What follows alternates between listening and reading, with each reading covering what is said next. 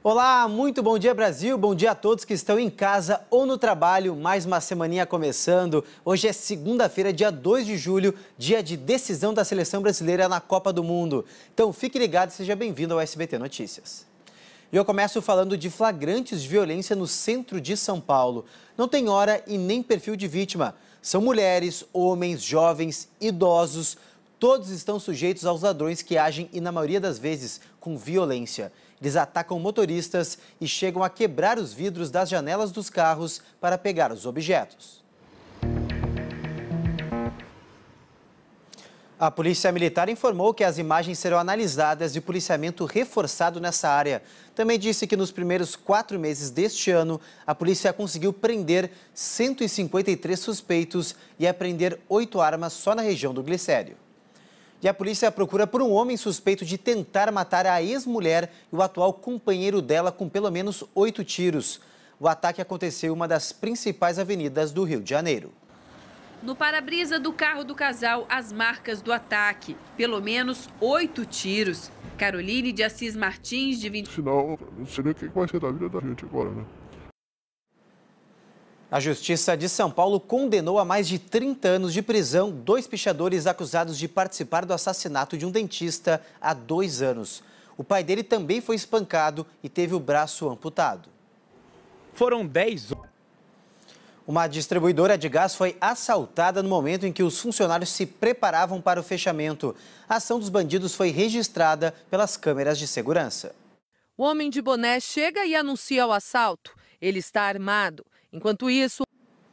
4 haitianos foram resgatados em situação de escravidão no Rio de Janeiro. Eles estavam trabalhando em obras irregulares que podem ter ligação com milícias. Os haitianos trabalhavam nesta obra em Jacarepaguá.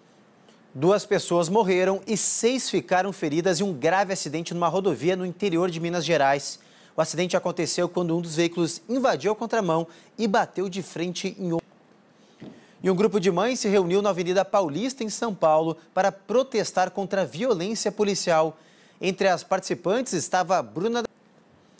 E você vai ver agora um momento emocionante. Uma brasileira e o filho se reencontraram depois de serem separados ao entrar ilegalmente nos Estados Unidos. Cleide Clock. Foi um mês louco. 4 horas e 42 minutos, seguimos ao vivo aqui com o SBT Notícias até às 6 horas da manhã. Agora mais uma notícia internacional. Autoridades americanas investigam a conduta de um policial que atacou um suspeito com uma arma de choque. Imagens gravadas com aparelho celular mostram o oficial parado ao lado do homem, que está sentado na calçada. Ele pede para o suspeito deitar no chão e dispara. Oh, come on, bro. You're really gonna take... Segundo a polícia local, a conduta dele foi adequada porque o rapaz não obedeceu à ordem. O homem, que tinha sido acusado de ameaçar vizinhos, acabou preso, mas foi solto pouco depois. A prefeita da cidade disse que vai pedir uma investigação. Oh, come on, bro. Oficiais do Exército foram flagrados agredindo moradores durante uma abordagem dentro de um bar no Rio de Janeiro. Olha só as imagens. É possível ver que pelo menos 4 militares do Exército dando chutes e até um mata-leão no homem. A confusão teria sido motivada porque um dos militares percebeu que a agressão estava sendo gravada aí pelas pessoas que frequentavam esse bar. Este caso ainda é investigado, mas segundo testemunhas, ele teria acontecido na última quinta-feira, bem na Cidade de Deus, favela que fica na zona oeste da capital fluminense. O Exército informou que vai apurar o caso e a conduta dos militares. E a Justiça mandou soltar os 15 policiais acusados de participação no episódio que ficou conhecido como a Chacina de Pau d'Arco. 10 trabalhadores rurais foram mortos em uma fazenda do Pará no ano passado. Os acusados estão... Justiça. Foi preso um homem suspeito de ter participado de uma chacina no assentamento no sertão do Ceará. A polícia ainda não divulgou o nome criminosa. Clientes e funcionários de uma loja de roupas em Teresina viveram momentos de pânico durante um assalto. Veja só que um dos ladrões saca uma arma e é agarrado pela gente. Olha só as imagens, eles começam a brigar e até empurram as araras de roupas. Depois um terceiro criminoso aparece agredindo segurança com um capacete. Um dos assaltantes atira no ombro do agente. Em seguida, os dois suspeitos fogem. O segurança passa bem. E uma montanha gigante de resíduo industrial tem causado enorme preocupação em Volta Redonda, no Rio. A saúde dos moradores pode estar em risco. Está difícil as ambientais. O Instituto Estadual do Ambiente, o INEA, informou que já coletou amostras para avaliar os riscos de contaminação de solo, mas descartou a possibilidade do rio Paraíba do Sul ter sido afetado. A Companhia Siderúrgica Nacional foi notificada para que retire o material. E mais uma polêmica envolvendo o preço dos combustíveis. Agora é o etanol. Um projeto que prevê a venda direta das usinas de álcool para os postos sem passar pelas distribuidoras está sendo bastante criticado. Até o principal, que é baixar o preço do produto, é questionado. Daqui saem 300 milhões. Mais de 30 pessoas foram presas, acusadas de participar de uma organização criminosa que agia em 9 cidades do Rio Grande do Sul. Chefes do bando ostentavam imóveis e carros de luxo avaliados, sabem quanto? 11 milhões de reais. Entramente a eles aí quantias até de 60 a 100 mil reais. Agora, olha só essa história. Uma menina de Cidreira, no litoral gaúcho, que nunca havia cortado o cabelo, surpreendeu a mãe ao pedir para doar as madeixas para crianças em tratamento contra o câncer. Mayara Greiner tinha um sonho, ter o cabelo igual a... Que fofinha e que bela atitude também, tão novinha. Bom, gente, câmeras de segurança flagraram o momento em que uma mulher furta uma boneca na região metropolitana de Vitória. Veja o momento em que a assaltante coloca uma boneca entre as pernas e sai. Um cachorrinho foi resgatado após ficar 30 horas preso em um buraco de 15 metros. O Poodle Toff contou com a ajuda de bombeiros e voluntários que alimentaram o animal enquanto ele não conseguia sair da fenda. O resgate do filhote, que é surdo, aconteceu no Alabama, nos Estados Unidos. E o fim de semana foi de batalha na Amazônia. Garantido e caprichoso disputaram a festa do boi em Parintins, no Amazonas. E esse ano foi ainda mais especial. O Bumbódromo, palco dessa colorida tradição brasileira, completou 30 anos. São muito acolhedores.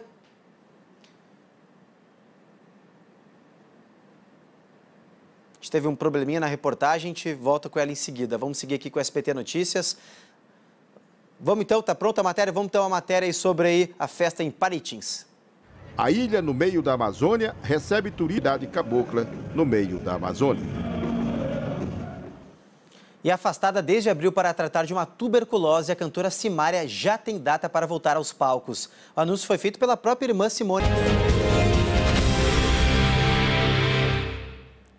Muito bom dia para você de casa, às 5 horas em ponto, horário de Brasília. Seguimos ao vivo aqui com a SBT Notícias. Seja um bom dia para você que está chegando agora e vamos direto para a Rússia.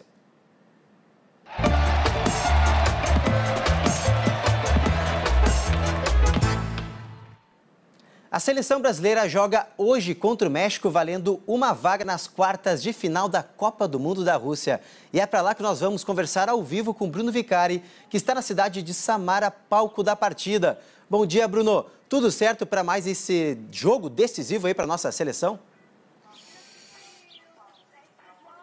Tudo bem, Cássio? Um ótimo dia para vocês aí, uma ótima segunda-feira para quem está acordando agora, então uma ótima semana para todo mundo. Aqui, olha, meio-dia agora, meio-dia e 1 minuto. Tá um calor, Cássio, mas um calor que você não imagina. Aqui 32 graus. Aí você pensa assim, tudo bem, o jogo é mais tarde, é 6 horas daqui, né? Ah, então o sol já vai estar baixando, vai estar mais tranquilo. Não, se você pensou assim, você está errado. Vai estar ainda mais quente, porque 6 horas...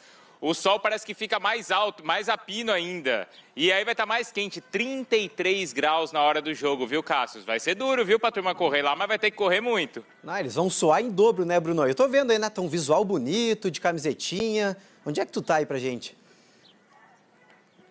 É isso. Aqui a gente está às margens do rio Volga, que é o rio mais extenso da Europa, mais de 3.500 quilômetros. E tem até uma uma praia assim, improvisada, o pessoal curte bastante. Ontem, domingo, a praia aqui, entre aspas, estava lotada, o pessoal curtindo bastante. Então aqui tá um clima bem gostoso também, ou muito calor, mas quem pode vir aqui para a praia, vir para o Rio, aproveita sim. Mas muito bem, por causa desse calor todo, tem também acaba tendo uma influência muito grande na seleção brasileira. Isso envolve uma lateral, a lateral esquerda, envolve o Marcelo. Todo mundo lembra que o Marcelo saiu logo no início do último jogo contra a Sérvia, contundido com um problema nas costas, um problema muscular.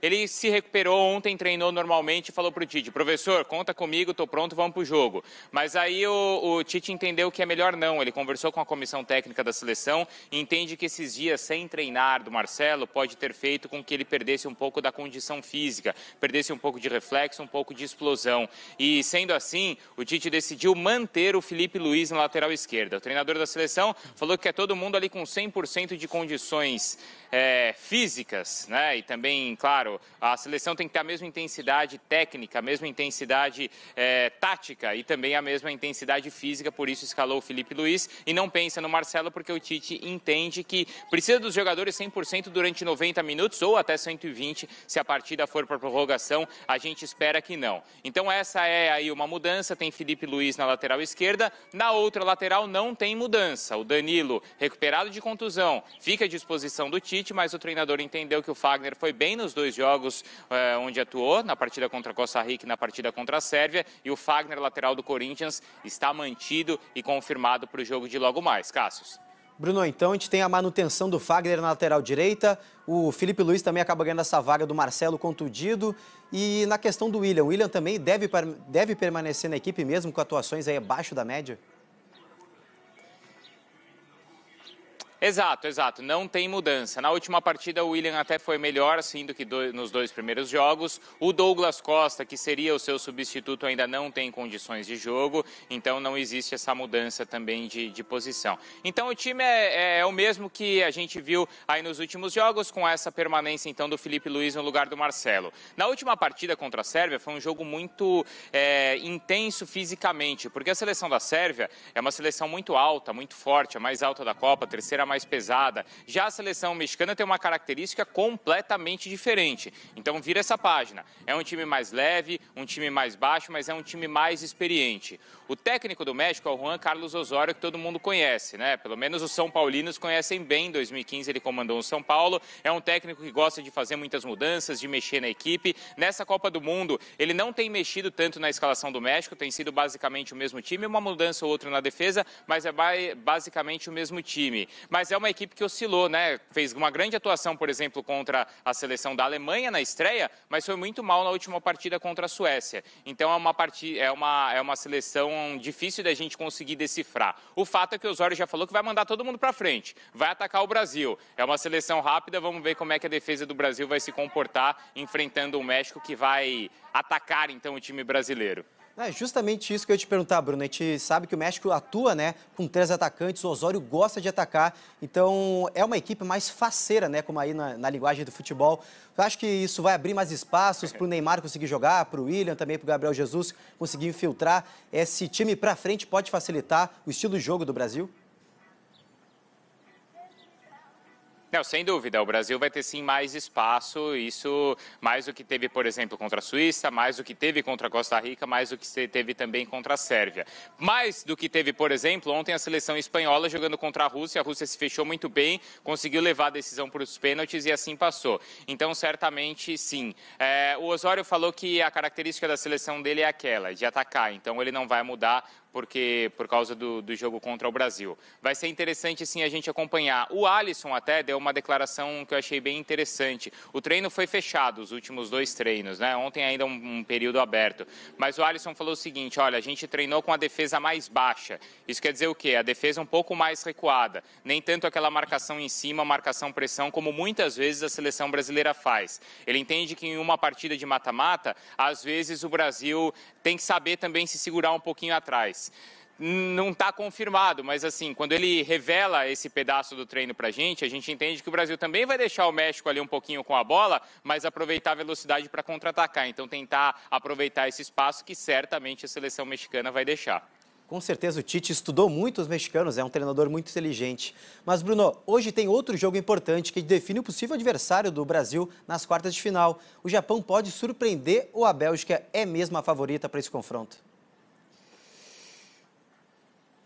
A Bélgica, sem dúvida, é muito favorita para esse jogo. É claro que se acontecer de o Japão passar, vai ser uma surpresa muito grande. A seleção da Bélgica ela tem grandes jogadores que brilham em grandes clubes da Europa. Fez, acho que, uma Copa do Mundo dentro da expectativa em 2014, quando chegou às quartas de final. Muitos imaginavam até que a Bélgica pudesse avançar ou chegar a uma semifinal. Não sei se era aquele momento. Mas, assim, para essa Copa do Mundo, é uma seleção também talentosa, basicamente a mesma geração, e uma seleção mais experiente agora. Então, a expectativa é que essa seja a Copa do Mundo dessa geração belga. Aí acontece o seguinte, se eles passarem pelo Japão e se a seleção brasileira passar também pela seleção mexicana, aí a gente já vai ver esse confronto nas quartas de final. Aí, claro, é jogo grande, jogo muito pesado. Mas vamos deixar isso para depois, né, Cássio? Primeiro a seleção brasileira tem que pensar em passar pelo México e os belgas, claro, também passarem pela seleção japonesa. É verdade, Bruno. Vamos por partes, né? Um desafio de cada vez. Não adianta pensar na Bélgica se tendo o México pela frente, porque vai ser parada dura, né? Exato, e acho que a seleção ela tem percorrido um caminho bastante interessante nessa Copa. Ela está em uma ascensão. Se as primeiras partidas as coisas não foram tão bem, primeiro um empate, depois uma vitória sofrida, na última partida a seleção já atuou de uma forma bastante segura, o Neymar também mais concentrado, mais focado, então a gente nota que a seleção brasileira está assim em uma curva ascendente, ao contrário, por exemplo, de outras seleções que começaram com tudo e de repente foram perdendo força. Então o caminho parece ser bem favorável ao Brasil, tomara que essa curva continue assim, ó, subindo, subindo, subindo e só termine lá na sexta estrela. Mas muito bem, vamos ver então como é que a seleção brasileira se preparou e está pronta para o jogo de logo mais, às 11 da manhã aí do Brasil, às 11 da manhã aí, né? Às 11 da manhã aí no Brasil, às 6 da tarde aqui, confronto de mata-mata contra o México. Vamos acompanhar. On the baseline. Joga muito LeBron James. E as eleições gerais do México aconteceram nesse domingo e pela primeira vez em décadas, um candidato de esquerda ganhou a disputa. O repórter Lorival Santana está na cidade do México, capital do país, e tem mais informações para a gente sobre a eleição do candidato Andrés Manuel López Obrador. Os adversários. E um jovem foi detido por suspeita de participação no roubo de 2 motos da Companhia de Trânsito de São Paulo. A repórter Mônica Simões traz pra gente os detalhes desse caso. Um dos suspeitos de inimputável ou inimputável. Só neste fim de semana foram registrados pelo menos 3 tiroteios no Rio de Janeiro. Mesmo com o estado sob intervenção federal desde fevereiro, a violência não para de crescer. Na Cidade de Deus, na zona oeste do Rio, o clima tenso foi registrado. 3 assaltantes invadiram uma casa paroquial em Farroupilha, na Serra Gaúcha. Eles amarraram o padre e roubaram as doações feitas para a igreja. Até as Bíblias foram levadas pelos bandidos. O padre foi rendido quando saía da garagem.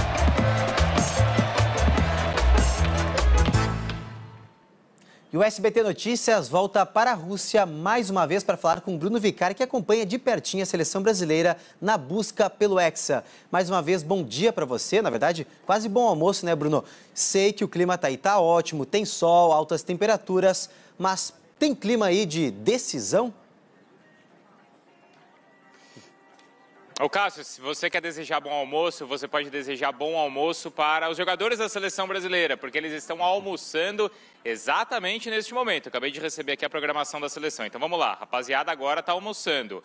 Quando for às 7h30 da manhã aí do Brasil, eles vão ter a última conversa com o Tite, aquela preleção antes da partida decisiva, tá? Depois dessa preleção tem um novo lanche, o pessoal dá uma abastecida de novo para o jogo e é importante essa alimentação pré-jogo, porque como a gente falou, vai estar muito quente na hora da partida, então precisa ser, claro, um lanche ali leve, mas ao mesmo tempo com muita hidratação, porque vai estar 33 graus por aqui na hora do jogo.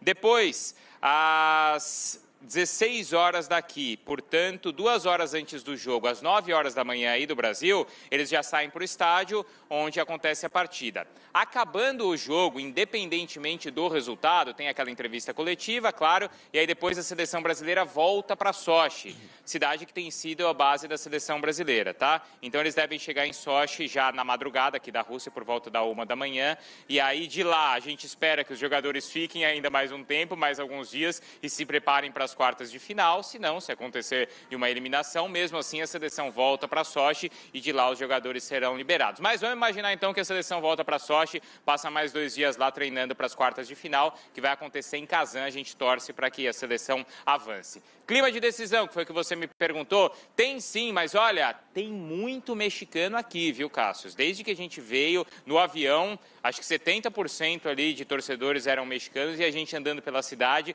a gente vê que a turma está em peso, é sombreiro para lá, sombreiro para cá, tem muito mexicano por aqui. Tem brasileiro sim também, mas pelo que eu senti nas ruas aqui, eu acho que dentro do estádio a maioria vai ser mexicana, viu, Cássio? Olha, o mexicano aí tá indo em peso nessa Copa, até em alguns jogos a gente viu que é uma torcida que não para de cantar, de apoiar, eles são bem animados. É parecido com o brasileiro, né, Bruno, na questão torcida, né? Exato, e assim, até chamou a atenção porque antes do início da Copa do Mundo, a FIFA divulgou a relação de ingressos vendidos, né? Quais os países compraram mais ingressos. E depois da Rússia, aparecia ali logo de cara os Estados Unidos. E aí chamou a atenção, caramba, mas por que os Estados Unidos compraram tantos ingressos se não a seleção americana sequer se classificou?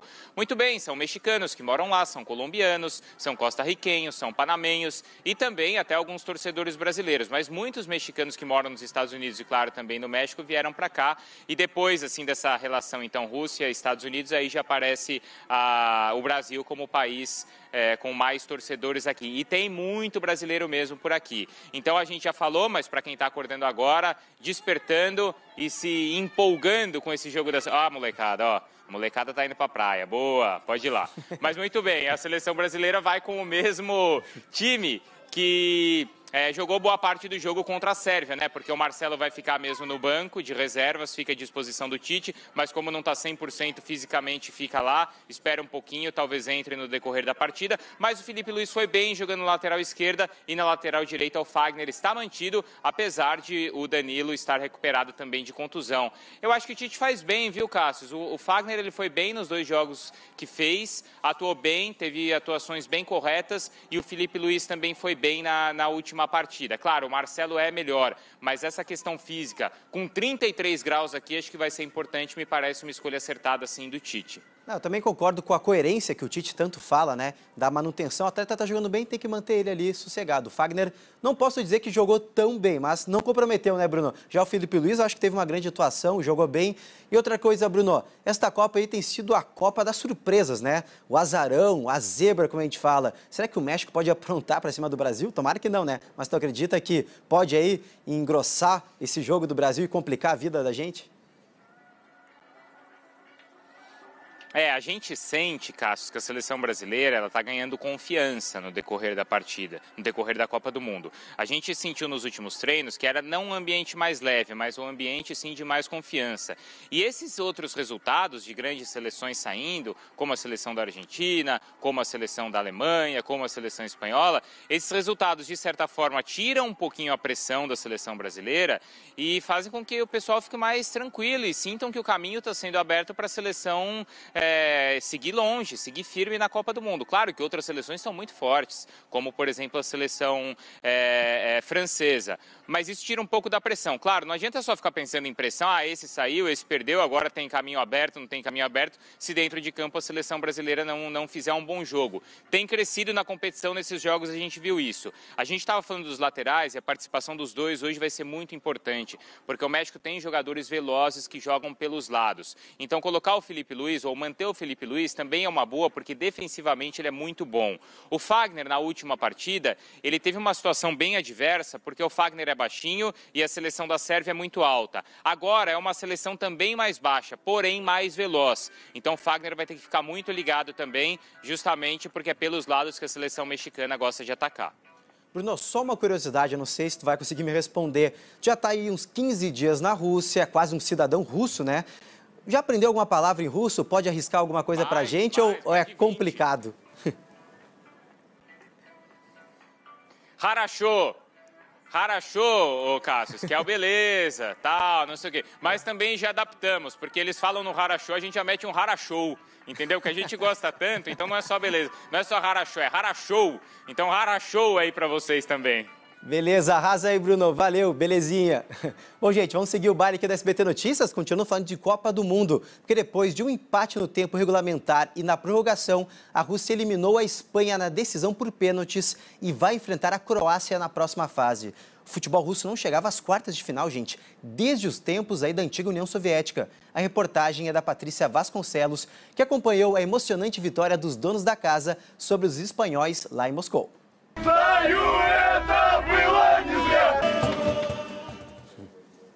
E as passagens para voos domésticos aumentaram em média quase 8% no primeiro trimestre deste ano, em comparação com o mesmo período do ano passado. O aumento é muito superior à inflação anual, que não chegou a 3%. Jaleco e bilhete em mãos, o Eduardo... Por 6-3, o Supremo Tribunal Federal decidiu manter o fim da contribuição sindical obrigatória. O resultado veio depois da Corte analisar ações de sindicatos contra a contribuição facultativa. Do lado de lá do balcão, a Nadir... O índice do desemprego do trimestre encerrado em maio apresentou ligeira queda em relação ao trimestre anterior, mas dados divulgados pelo IBGE mostram que mais de 13 milhões de brasileiros continuam desempregados. Márcia trocou o emprego de 12... Como é que vai ser o dia de amanhã? Eleições 2018. O Ibope divulgou uma nova pesquisa de intenção de votos na disputa pelo governo do estado de São Paulo. O levantamento foi encomendado pela Band. O ex-prefeito de São Paulo... Agora são 5h48. Vamos dar aquela olhadinha lá fora e ver como está o tempo e o trânsito aqui em São Paulo. Olha só, gente, a gente pode ver agora a Marginal Tietê na altura da Ponte das Bandeiras. O trânsito agora já é intenso, mas por enquanto está fluindo bem, sem nenhum ponto de congestionamento. A gente lembra que o rodízio hoje vale para os veículos com placas finais 1 e 2. O sistema de trens e metrô da capital paulista opera normalmente. E a semana na Grande São Paulo começa com frio de 16 graus, agora já no começo do dia, mas o sol deve sair com força hoje durante o dia. A temperatura máxima pode chegar aos 28 graus e não há previsão de chuva. Com certeza a temperatura vai aumentar aí o calor da torcida brasileira para o jogo logo mais contra o México. E uma adolescente boliviana que estava desaparecida depois de ir na casa de uma amiga foi encontrada. Depois de 6 dias sem dar sinais, Pamela apareceu na cidade de Santa Cruz de la Sierra, na Bolívia, e agora está com a avó. Os pais da garota acreditam que um ex-funcionário foi o responsável em levar a menina para a Bolívia num ônibus clandestino. Agora eles precisam ir até lá para buscar a filha. A família está legalmente no Brasil há 11 anos e não pretende deixar o país. Para a polícia, o caso ainda é investigado. Um acidente entre uma moto, um carro e uma van deixou 2 pessoas mortas e 14 feridas na rodovia Rio Santos, que liga o litoral paulista ao Rio de Janeiro. De um lado da rodovia, o carro e a van que transportava pacientes... Agora, a tecnologia a favor do crime. A polícia prendeu uma mulher suspeita de vender microcelulares para detentos aqui em São Paulo. Ela entrava nos presídios com os aparelhos escondidos nas partes íntimas e cobrava R$200 por cada celular. E sabe o que é o pior, gente? Esses microcelulares são vendidos livremente bem no centro de São Paulo. E nas mãos aí de pessoas erradas, esses aparelhos viram verdadeiras armas. Agora, outro dado preocupante. Um celular é apreendido a cada 36 minutos nos presídios de São Paulo. A reportagem é de Fernanda Trigueiro. Na casa da mulher, na zona norte de São Paulo, a polícia encontrou caixas com roupa. E preste atenção nesse caso. Uma família foi atropelada por um carro de luxo em alta velocidade em São Paulo. A mãe e os 2 filhos morreram na hora. Eles foram atingidos, acredite, gente, na faixa de pedestres. O motorista foi preso e disse que não viu as vítimas atravessando a rua. No carro de luxo. No chão. Em nota, a Companhia de Engenharia de Tráfego negou que o semáforo estivesse quebrado no momento do acidente. Segundo a CT, a manutenção que nós mostramos na reportagem era para consertar os botões do equipamento danificados por vandalismo e que o semáforo ficou desligado somente enquanto os técnicos trabalhavam no local. Bom, gente, nós ficamos por aqui, mas o SBT Notícias volta amanhã. Você também confere a nossa programação completa pelo site sbt.com.br. Fique agora com o Primeiro Impacto. Bom dia para você e uma ótima semana. Tchau!